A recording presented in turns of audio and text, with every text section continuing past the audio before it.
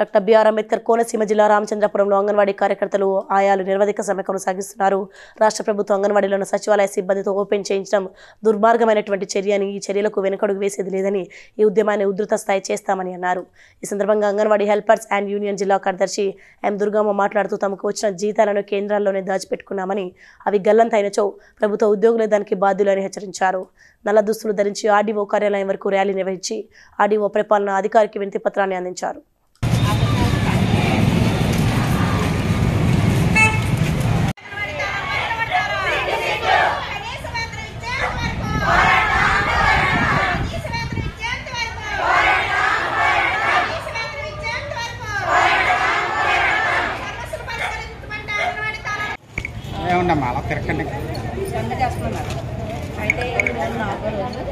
అయితే నిన్న నుంచి అంగన్వాడీ సెంటర్లో తాళాలు పదకొట్టేస్తున్నారు. అంటే మా యూనియన్ రాష్ట్ర నాయకత్వం చర్చిలకు వెళ్ళిందండి. చర్చిలకు పిలిచారు. మేము సమ్మెలోకి వెళ్తాం 8వ తారీఖున అని చెప్తే సమ్మె ఆఫ్ చేయండి, మీరు చర్చిలకు రండి అని మమ్మల్ని పిలిచారు.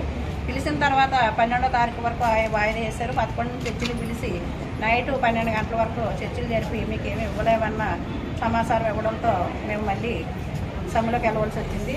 సమ్మెలోకి వెళ్ళిన తర్వాత ఈ 4 రోజుల నుంచి నిన్న నుంచి అంగన్వాడీ సెంటర్లో తాళాలు బద్దకొట్టేస్తున్నారు madam.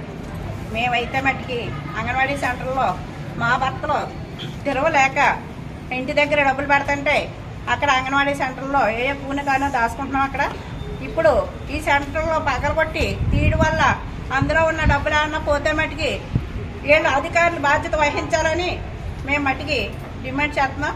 Please like and share, subscribe to BCN Telugu News. Please like, share and subscribe to BCN Telugu News.